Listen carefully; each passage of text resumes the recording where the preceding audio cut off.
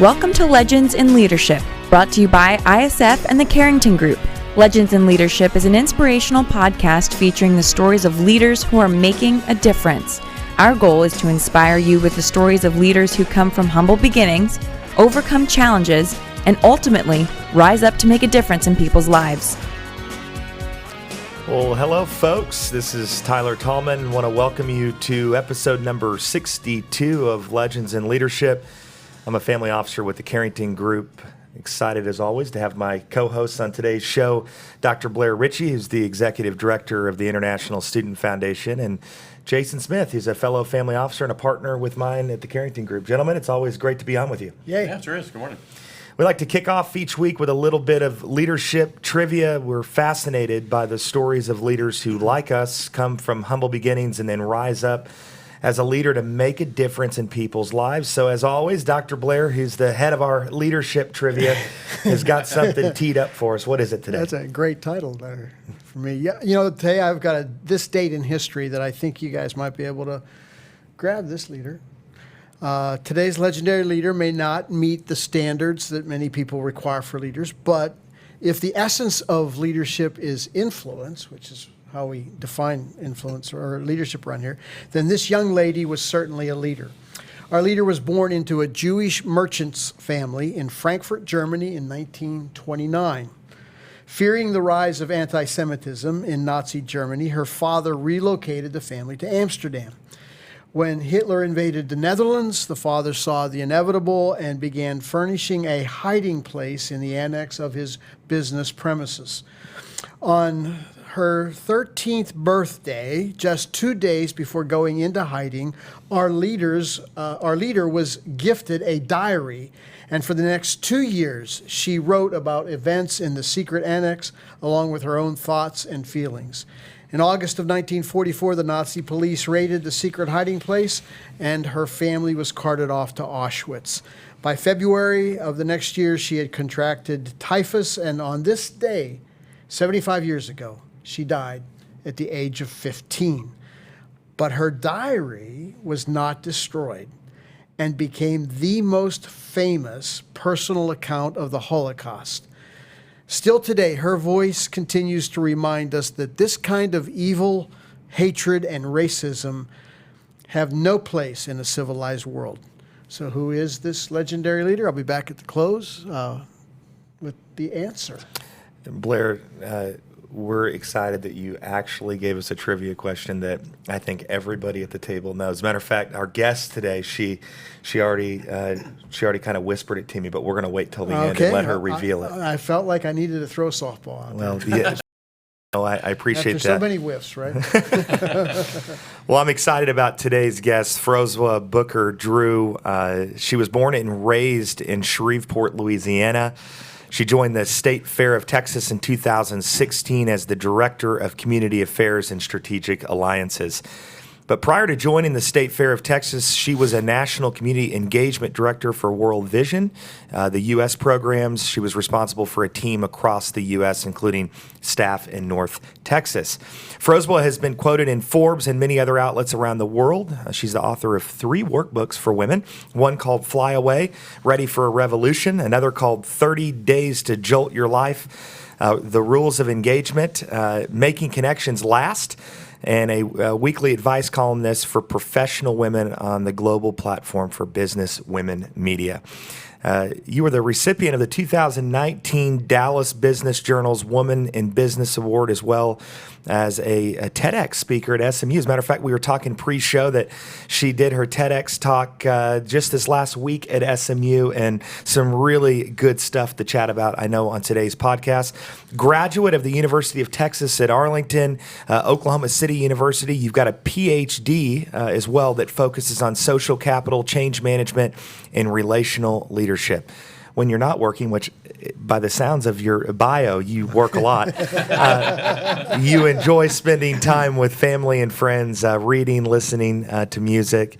Welcome to the show. Great to have you, Froswa. Thank you for having me. I'm excited to be here. You bet.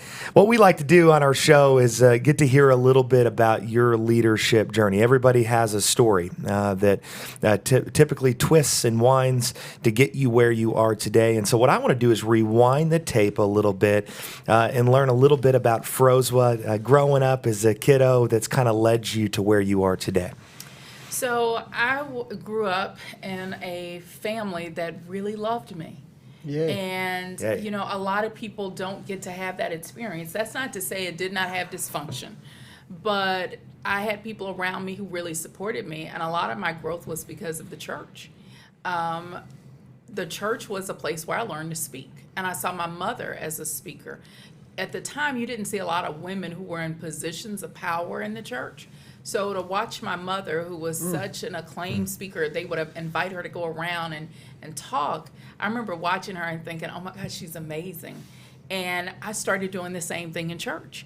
And from there, I got really involved in middle school and running for office and being a part of student government, and the same thing in high school. And so I saw leadership as serving, because that's what I witnessed around me. I saw my dad, who had a restaurant, and people who were homeless would come in and he would say, well, I need you to do these things, but he would always feed them.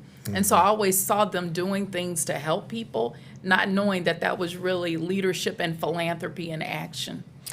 So servant leadership was Yes. a huge lesson Yes. that you learned growing up. Are you brothers, sisters?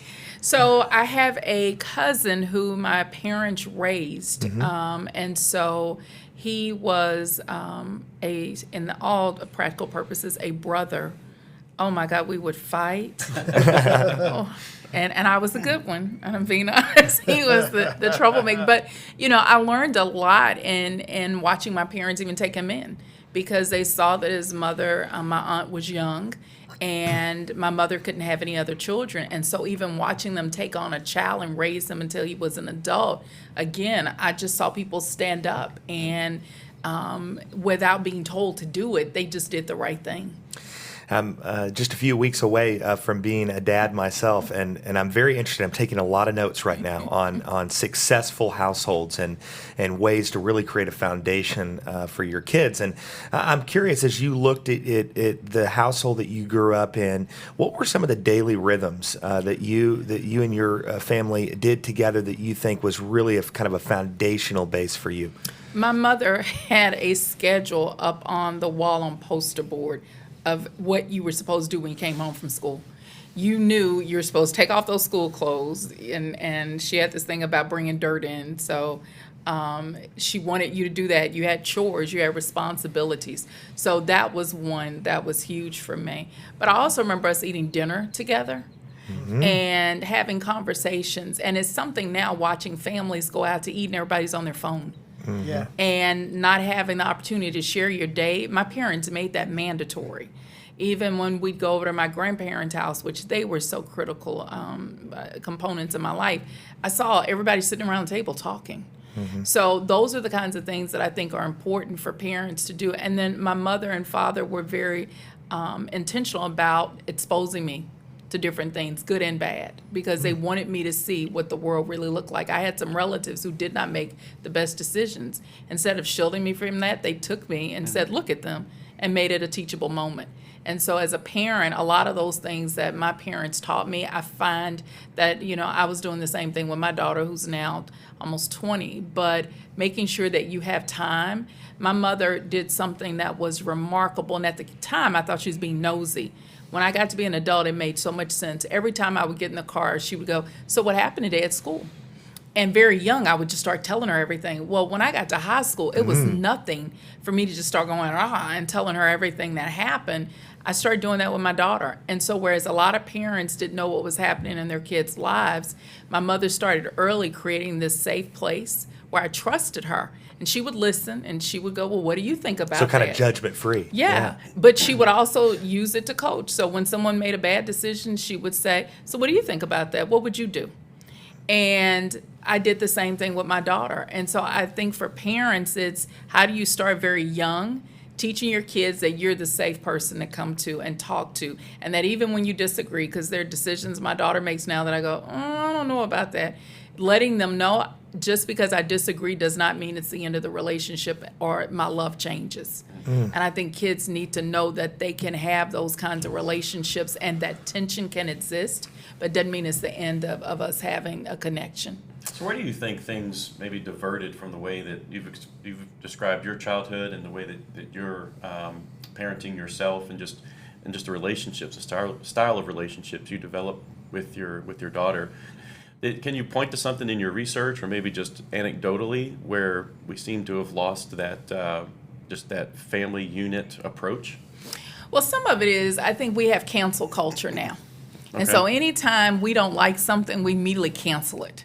And there's no dialogue. We cancel people. Anything that we disagree with, it's I'm done with them. We don't have the tolerance and patience for people.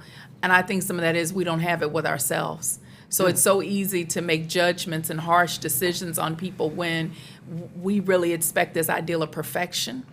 And I think it's so easy to do that to other people when we feel that we can't make it. You sometimes transfer that onto others and not give them the opportunity to be. My parents did that. They gave me the space to be a kid. Okay. I think so often we expect our kids to come in this world and be adults and sit still and don't move. Well, kids don't do that, and they learn by playing.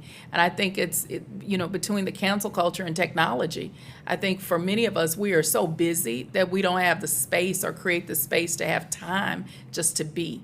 I remember I was talking to a young lady at an event, and she goes, I want to do something. I need to do something to stop all that's going on. And I started laughing. I said, you know what you can do? Stop. I just need you to be. Do nothing. I said, we have this desire to always do, and we don't know how to be and sit still and just be in relationship with each other and listen, because it's always this desire to do something. And you have parents who are super busy, overextended. You have kids who have calendars out of this world. Yes. And somewhere there's the disconnect between let's just have some time together and let me get to know you as your parent. Let you get to know who I am, and I get to see who you are as a person.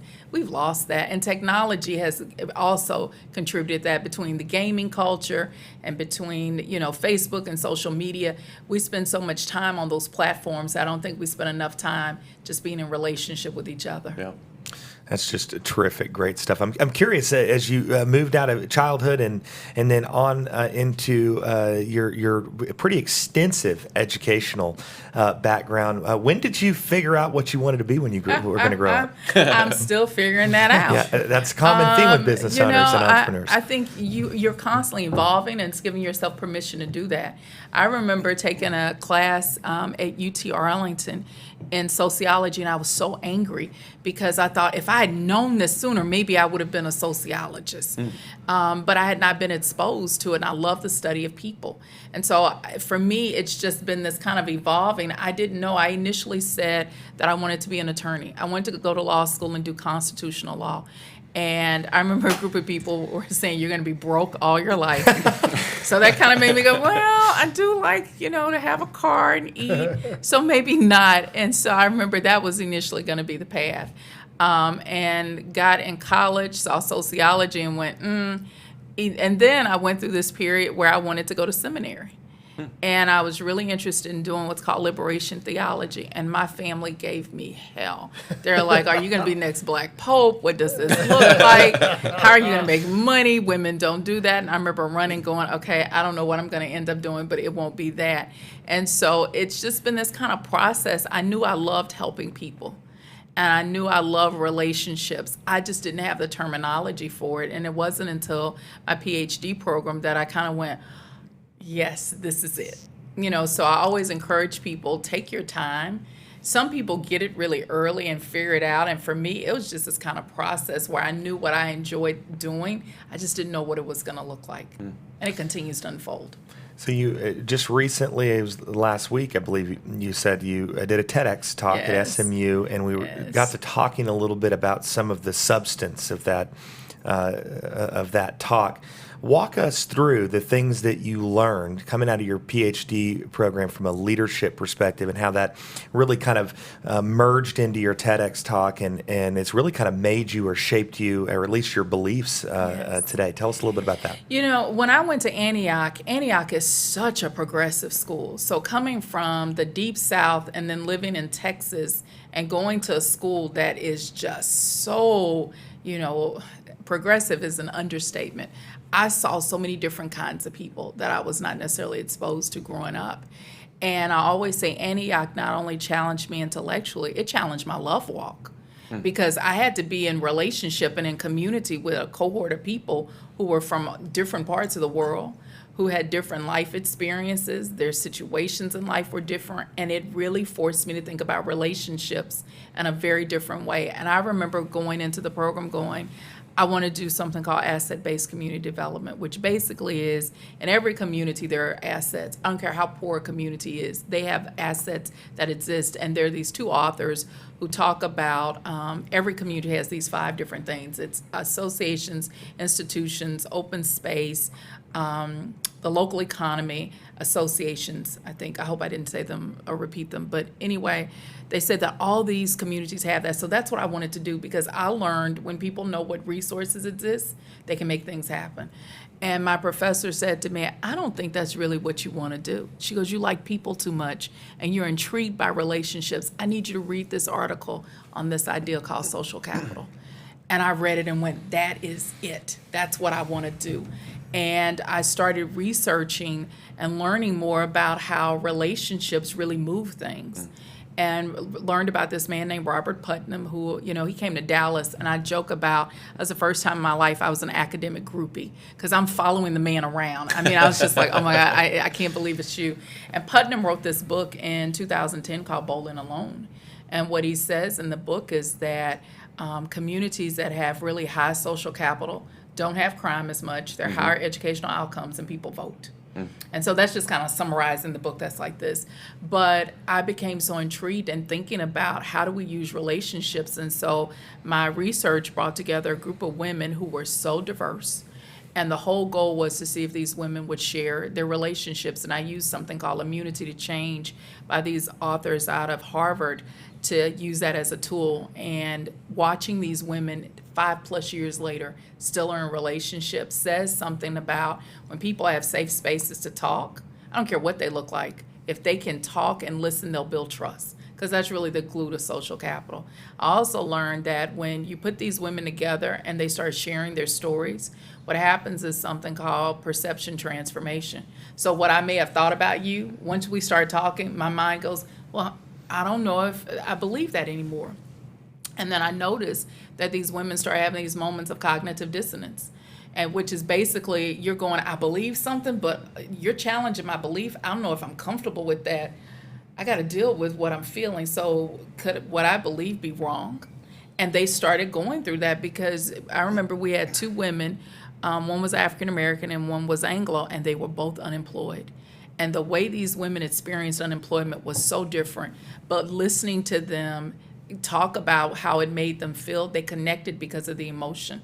And I think that's the thing that we miss, is emotions are really the things that are the thing that really keeps us connected, whether it's anger, because that can keep us connected, or if it's love. And so I notice when we have those opportunities, that is the place where we can really meet each other.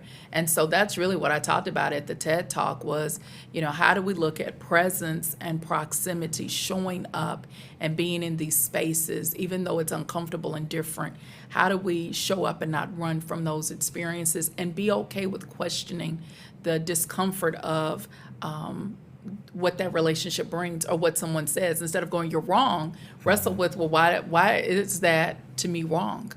And instead of attacking, begin to really question and deal with the tension of it. And so that was really the premise of the talk. And it's been my whole journey is being in those spaces where I've had to be challenged with ideas that were so different than mine. And instead of going, you're wrong, recognizing that multiple realities can exist at the same time. Wow. We focus so much on this ideal of either or that we don't take a lot of time to do both and you can be right and I can be right at the same time. That doesn't diminish you or me at all, or what we think. I love that. Multiple realities can exist at the same time. Well, it's like our podcast. Yeah, right. Yeah. Well, I'm curious, the application of this, almost universal to families, Yes. to businesses, to Yes. cultures and organizations.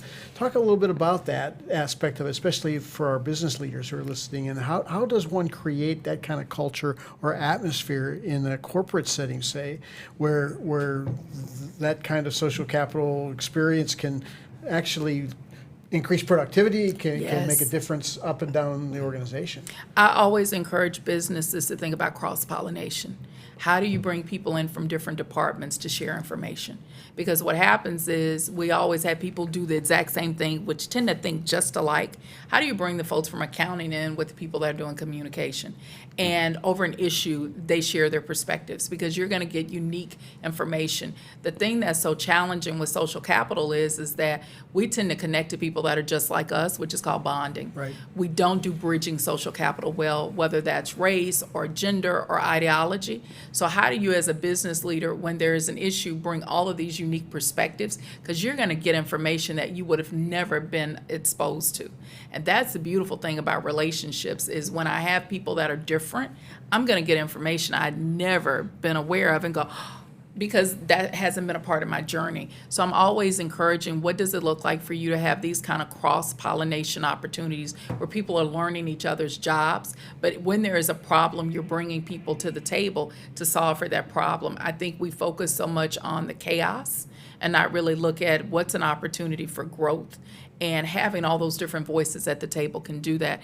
I strongly encourage people, too, to read this book called Immunity to Change. This is one of the best books that I've ever read because what they basically say is in adult development theory, people can change. It does not matter your age. Because I would always hear when you got a certain age, I'm like this, I'm not changing. And what they say is there's plateaus to learning, and that there are different mindsets that you have to be aware of. And as business leaders, you have to know that that exists, that you're going to have people who have different ways of seeing the world. How do you, as a business leader, do something that I love, Heifetz calls being on the balcony and the dance floor? And he talked about an adaptive leadership, that the person that's a good leader knows how to stand on the balcony and watch what's happening, but also can get on the dance floor and get in the midst of it. And leaders have to be able to go between those worlds to be able to see what's happening. I'm always afraid when a leader says, I need to do a 30,000-foot view. Because the problem with that is if you're that far up, everything looks like ants. So how do you really make decisions? But I like the analogy of the dance floor and the balcony. And for leaders, it is going to be important to be a part of your team, as a part of relationship building, and understand what they're doing, but also be able to step back and analyze the situation from a distance. And those are the kinds of things I would strongly encourage people to do. The immunity to change work, they've done this all over the world. So how do you use this idea of what is the problem in your organization? And the reason why they came up with it is when we have x-rays show us where the problem is. For many of us, we have antibodies that at one point worked for us but no longer serve us well. Right. The same thing happens in our thinking. And so even using immunity maps are great ways for businesses to look at what they want to work on, but see the underlying reason why change isn't happening. And their work really illuminates how you can do that, and it's real simple.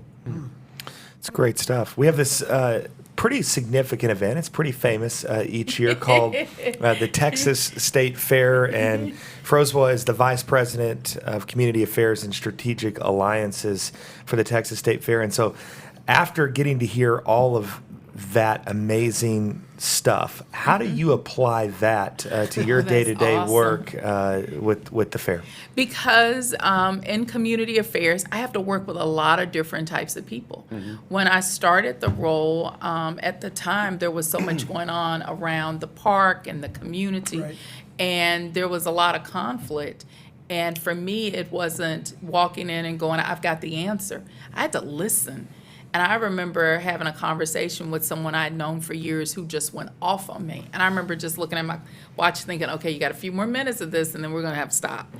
And after she was done, I said, why did you do this? You're so angry. She said, I never had anybody to do this with. And it made me realize how often institutions sometimes folks who are upset just want a place to be able to say, I'm upset, and I want you to hear me. And I found myself being in spaces just listening to people.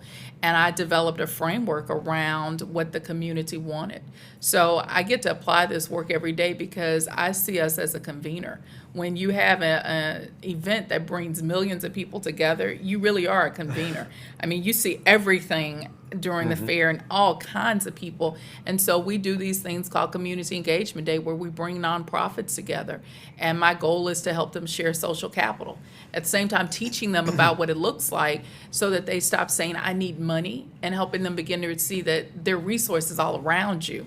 You just got to be available to them. And so I spend a lot of time bringing people together, and what I've been sharing with you all, applying that in the work. It doesn't seem like you get to do that at a fair, but in my role, I really have to think about how relationships can help move a community. And for me, it's not coming in and saying, again, we have the answers. It's how do we use our resources to better serve the folks who are our neighbors. It's fascinating because when I think of the fair, and we're all guilty of this, we think of Fletcher's corn dogs and Me too. What are they going to fry this year? Cakes Me too. and fun rides in the Midway and all the things that are in play.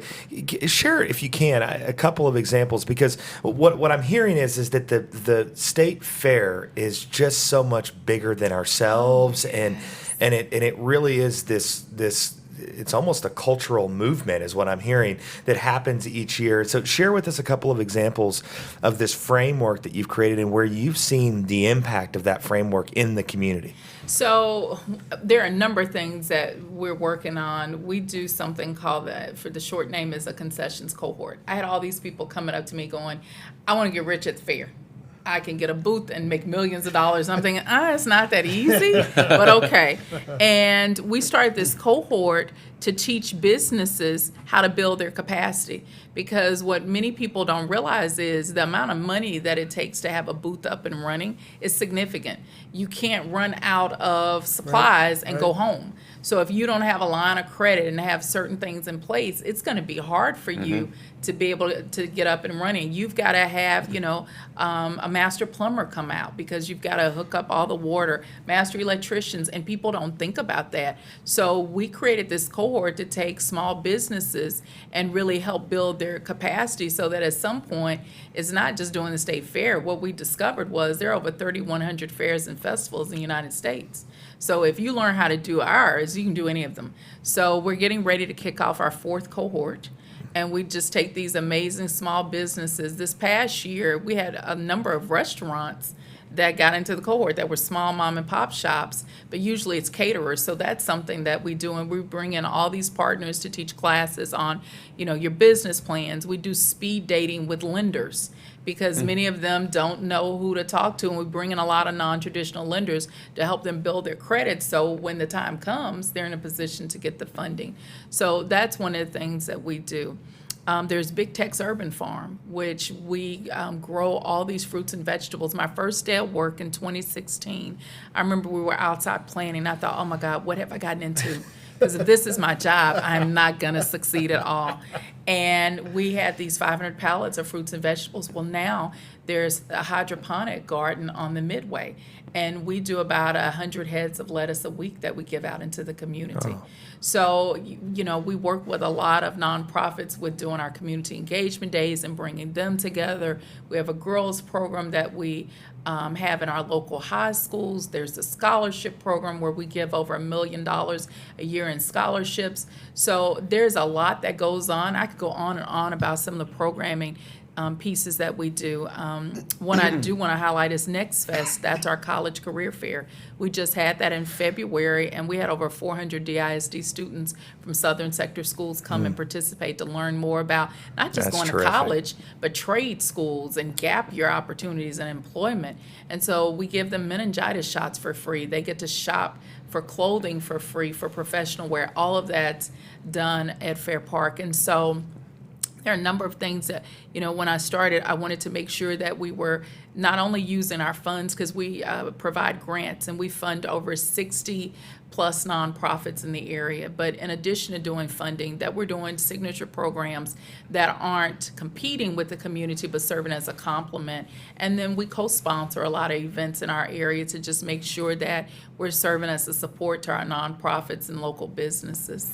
I'm curious, do you guys track specifically the demographics of people that come to the fair? Because I've got to imagine in this economy, and we've seen this metroplex grow so far north, that, you know, the fair was always a city of Dallas, feature. It's so much bigger but now. I can't even imagine the growth that you guys have seen over the last 4 to 5 years as the economy just continues to boom here. Well, what's so interesting, United Way had this poster up this year that basically was highlighting where people were from, and people would come up and put stickers in different parts of the world. We had every continent represented. Wow. So to see people from all these different places that are coming to the fair because they want to try, something that's fried or have the experience. There's fried food there? We're fried vegan food. No, I'm joking. I'm joking. But, to see all these different groups of people come out. And what's so cool to me is I think folks go, but you don't sit back and take a look at all the folks that are there.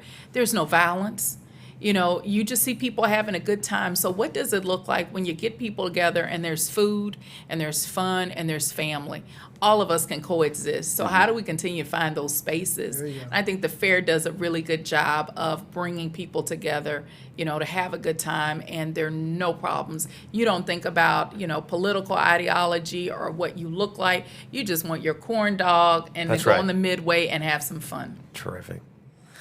Froswa, this has been amazing. Really fun to get to hear just your journey and how you've weaved it into your current work with the fair and everything that you're doing. So appreciate your time and being on the show today. But before we wrap up, we have to give her a chance to answer the trivia question. Okay, who was our legendary leader? It's Anne Frank. It is. It is Anne Frank. So here's my Anne Frank quote for closes out. I keep my ideals, she wrote, because in spite of everything, I still believe that people are really good at heart.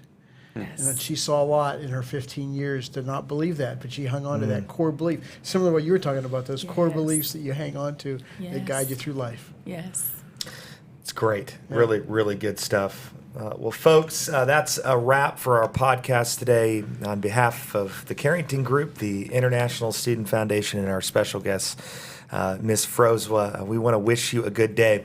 And we want to leave you with this always. Remember this, that if your actions inspire others to dream more, do more, learn more, do more, and become more, then you are a leader. Have a great rest of your week. Legends in Leadership is brought to you by the Carrington Group. Carrington Group is a family office with a passion for helping business leaders and their families make smart choices and fulfill their highest aspirations. To learn more about the Carrington Group, visit their website at www.carringtonfo.com or Google Carrington Group Dallas, Texas. ISF is committed to leadership development for aged-out foster care and orphaned youth. ISF's mission is to transform these youth into tomorrow's leaders with scholarships, mentoring, and leadership training.